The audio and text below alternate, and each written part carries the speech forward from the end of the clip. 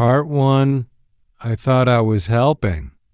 Until he said that, I woke up every morning at 5:30. Not because I had to, because I wanted to. By 6 o'clock, I was already in their kitchen quietly, carefully, so I wouldn't wake the kids. I'd start the coffee first, then the eggs, pancakes on weekends, oatmeal on school days, fresh fruit cut just the way my granddaughter liked it, no strawberries touching the bananas. I told myself I wasn't intruding. I was helping. When my son Daniel and his wife bought that house, they were drowning. Mortgage payments. 2 kids under 7. Long commutes. Endless bills. They were exhausted. So I moved closer. And slowly, I became invisible. Breakfast? I handled it. School lunches? Packed. Dinner 3 nights a week? Done. Groceries? I'd pick up a few extras and never mention the receipt. Daniel used to say, "Dad, we couldn't do this without you." Used to. It started small. One evening, I overheard him on the phone in the living room. "I know," he said. "It's just, he's always here." I froze in the hallway. Always here. I looked down at the casserole dish in my hands. I was holding dinner for them. The next morning, I knocked instead of using my spare key. Clara opened the door with a tight smile. "Oh," she said, "you're early." Early? It was the same time as every other morning for 2 years. "I thought I'd make pancakes," I said softly. She hesitated. "We actually talked about something last night," she said. Maybe you don't have to come every day." I laughed lightly. "Of course I don't have to," I said. "I just like helping." She didn't laugh. 3 days later, Daniel asked me to sit down. Not in the kitchen. In the living room. That's when I knew.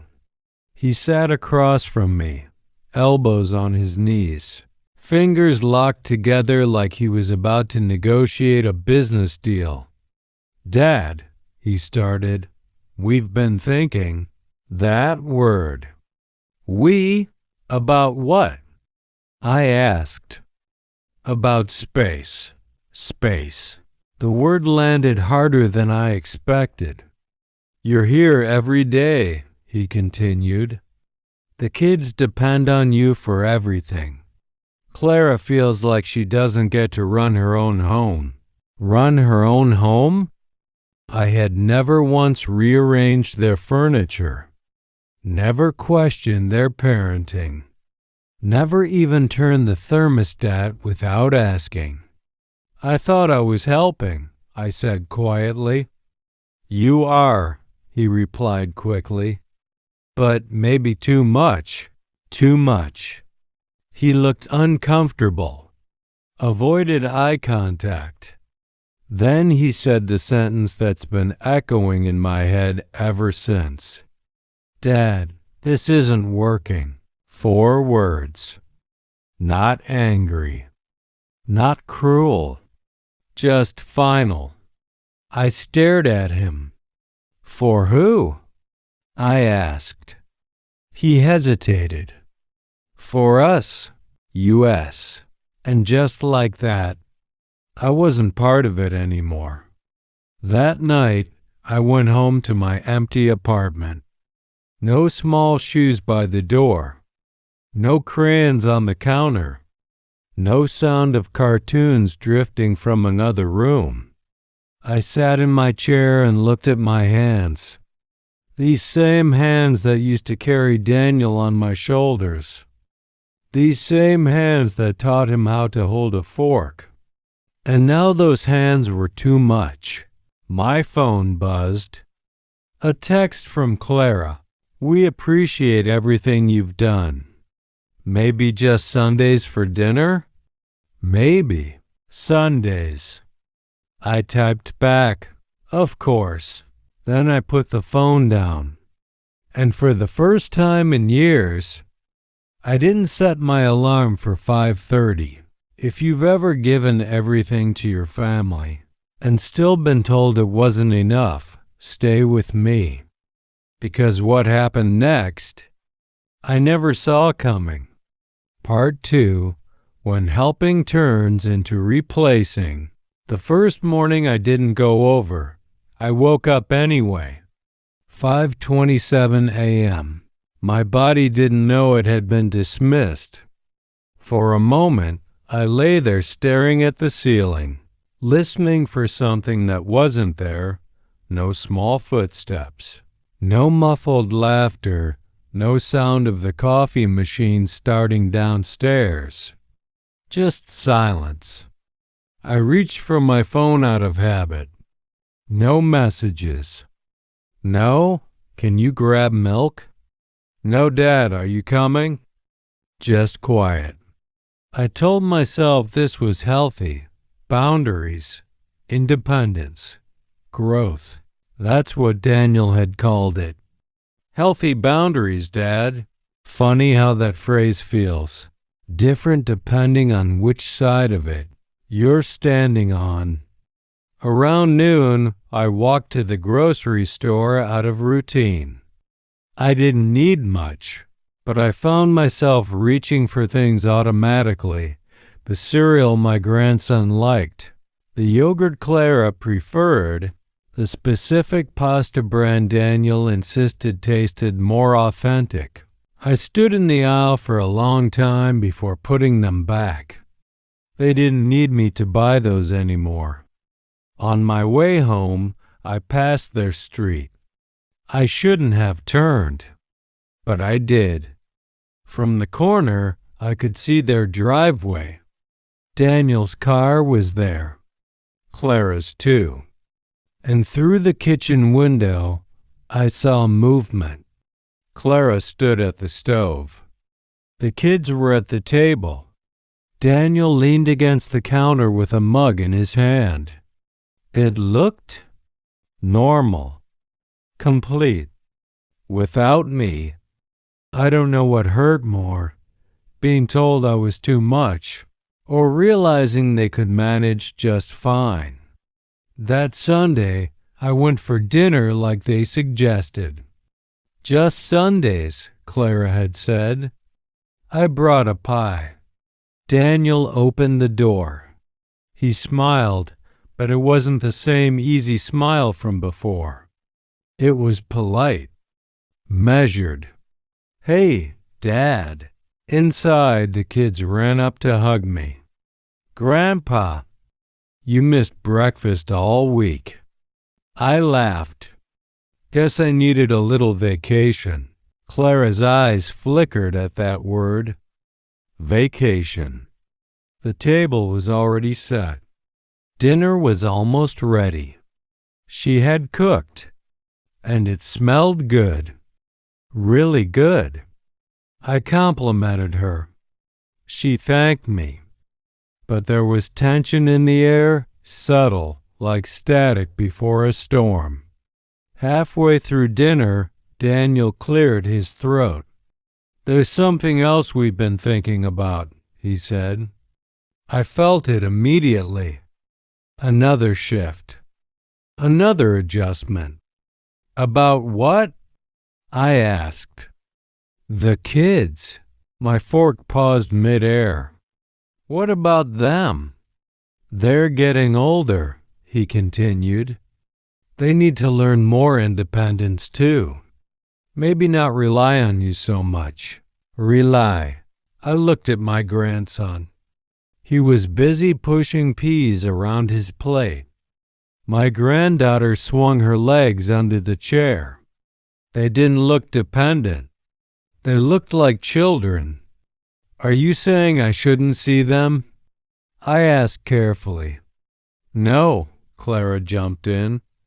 Of course not. Just maybe less involvement during the week. Less involvement. Another gentle downgrade. I nodded slowly. Of course, I said again. That phrase was becoming my shield. After dinner, my grandson pulled me aside. Grandpa, he whispered, did we do something wrong? The question pierced deeper than anything Daniel had said. No, I replied immediately.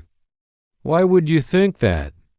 Mom said we need to stop asking you for help all the time. I forced a smile. That's because you're growing up.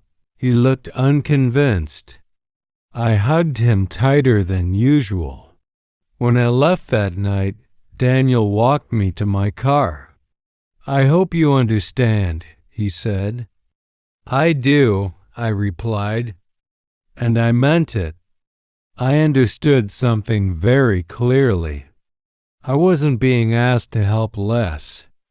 I was being repositioned, moved from center stage to the background, from daily presence to occasional guest, from father to visitor.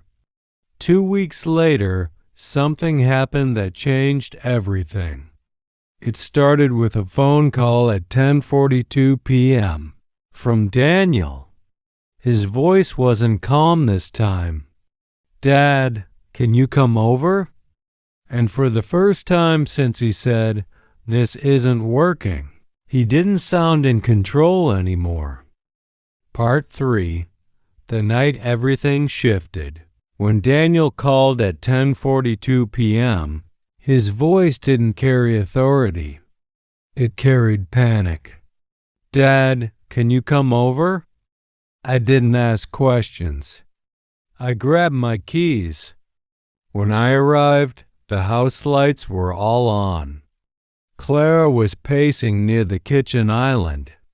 Daniel stood near the hallway, running a hand through his hair. Where are the kids? I asked immediately. Asleep, Clara said quickly. They didn't see. Didn't see what? Daniel swallowed. It's the bank. My chest tightened. What about it? He gestured toward the dining table. Papers were scattered everywhere. Statements, notices, emails printed out.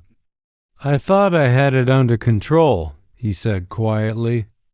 But something shifted.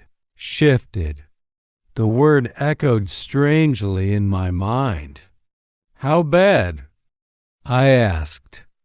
Daniel hesitated. Worse than I told Clara. Clara's head snapped toward him. You said it was temporary.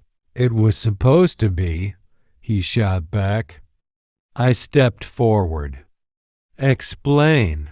He exhaled sharply. The company downsized. I didn't want to worry anyone. I've been covering gaps with credit, just until I landed something new. How long? I asked. 4 months. Clara's face went pale. 4 months? She repeated. I didn't want to stress you. You didn't want to tell me, she corrected. Silence settled heavy between them. I looked at the papers again.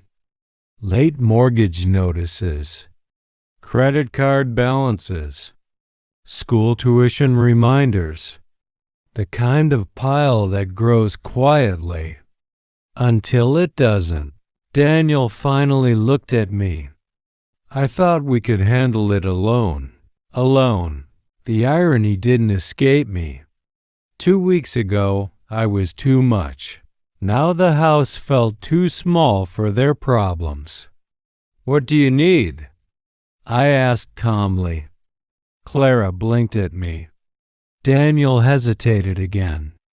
We're short, he admitted. On the mortgage. If we miss another payment, the rest didn't need finishing. I nodded slowly. Why didn't you tell me earlier? Daniel looked away. Because I didn't want to feel dependent. Dependent. The same word he had used about the kids. About me. I sat down at the table. I never wanted you dependent, I said quietly. I wanted you supported. Clara's eyes softened. Daniel's shoulders dropped. For the first time that night, he didn't look like my son the professional. He looked like my son the scared child. I messed up, he said. Yes, I replied. He flinched slightly. But messing up doesn't mean pushing people away who care about you. Clara sat down across from me. We thought we were protecting our independence, she said softly.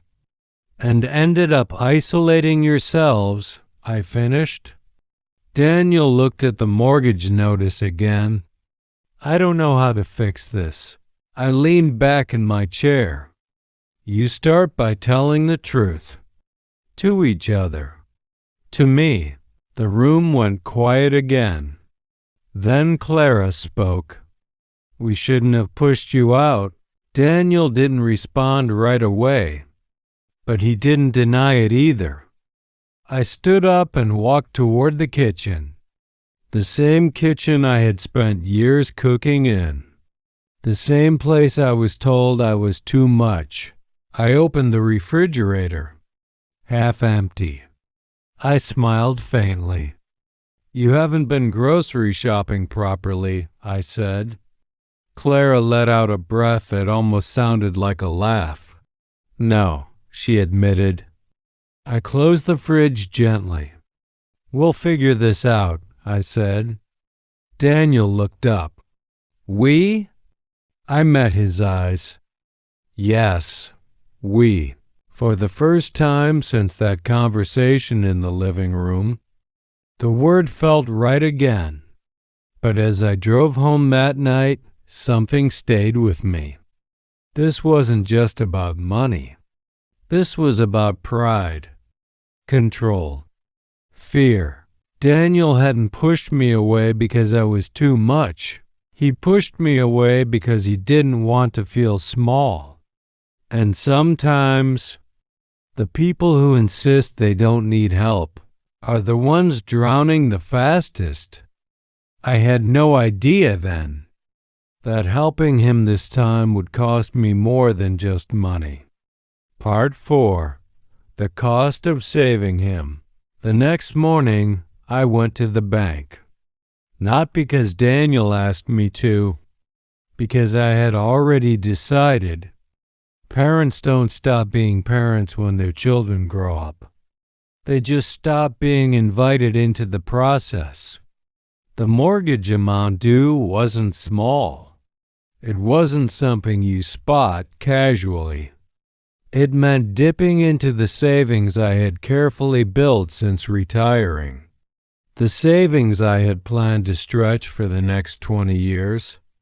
The savings I told myself were for emergencies. This qualified. But as I signed the transfer, a quiet voice in the back of my mind whispered something uncomfortable. Would he ever have done this for me? I pushed the thought away. Love isn't a transaction. At least, it shouldn't be. When I handed Daniel the confirmation receipt that evening, he stared at it like it was something fragile.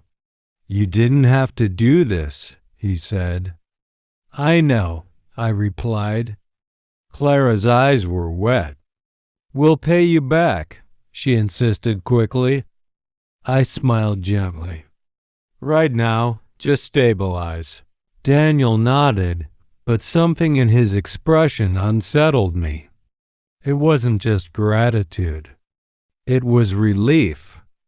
The kind of relief that comes when someone else absorbs your consequence. That night, they asked me to stay for dinner. It felt different from the polite Sunday invitations. This time, it felt needed. Clara asked if I'd help chop vegetables. Daniel poured me a drink without being asked. The kids sat closer to me than usual. The house felt warmer, but I couldn't ignore the subtle shift. They weren't just welcoming me back. They were leaning again, and I wondered, had we really solved anything? Or had we simply reset the pattern? A week passed. Daniel seemed lighter, more relaxed. He mentioned a job interview. Clara started talking about reorganizing the budget. Things looked stable. Until one afternoon, I received a call from the bank. "Mr. Harris," the woman said carefully, "we need to clarify something regarding the transfer you made last week." My stomach tightened. "What about it?" "It appears the mortgage payment you covered was only part of a larger, outstanding amount." "Larger?" I repeated. "There are additional loans secured against the property." "Loans, plural." I drove straight to Daniel's house. This time, I didn't knock gently.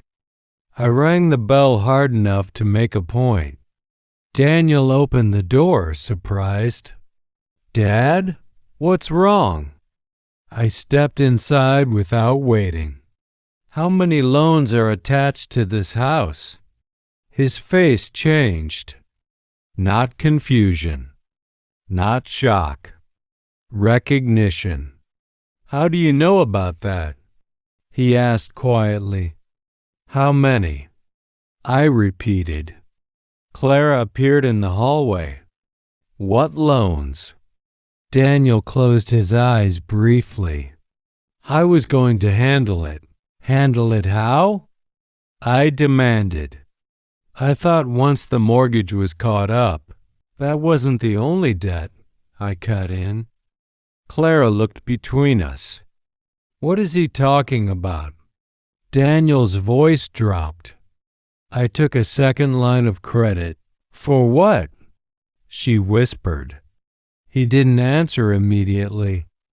That silence said more than words. "For investments," he finally admitted. Clara stepped back as if the floor had shifted. "You said you stopped." "I did," he snapped.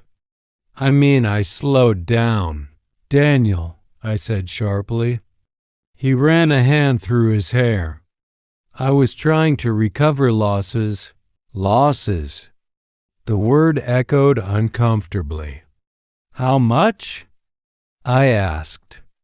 He swallowed. "Enough." Clara's voice cracked. "Enough isn't a number." Daniel finally looked at me. "It's not your problem." The audacity of that sentence almost made me laugh. "Not my problem?" I repeated slowly. "You accepted my savings knowing this wasn't the full truth." He didn't deny it. He just looked tired. "Dad, I didn't want you to think I was reckless." "Then why were you?" Silence. Clara sank into a chair. "You said we just needed one payment to breathe," she whispered. Daniel looked trapped. I thought I could fix it. There it was again. Pride. The same pride that pushed me out. The same pride that nearly cost them their home. I looked at my son, not as a child, not as a victim, but as a man making dangerous choices and expecting soft landings. "I won't cover this," I said firmly. Clara looked up at me. Daniel stiffened. "You said we're in this together." "We are," I replied. "But together doesn't mean I erase your consequences." The room went very still. For the first time, I continued calmly. You need to solve something without me stepping in. Daniel stared at the floor. Clara wiped her eyes. And I realized something painful. Sometimes helping someone too much teaches them nothing at all. I walked toward the door. Dad, Daniel called after me. I paused but didn't turn. I won't abandon you, I said quietly, but I also won't rescue you again. And as I stepped outside into the evening air, I finally understood what this isn't working truly meant. Not for them, for me, because what was about to happen next would test whether I could let my son fall or whether I'd break my own rule and catch him again. Part 5. The fall he had to feel. For 3 days, Daniel didn't call. Clara sent one short message. He's meeting with the bank. I didn't reply right away. Not because I didn't care, because I needed him to feel the weight of it. That's the hardest lesson for a parent, knowing when stepping back is the only way forward. On the 4th evening, there was a knock at my apartment door. Daniel stood there. No arrogance, no defensiveness, just exhaustion.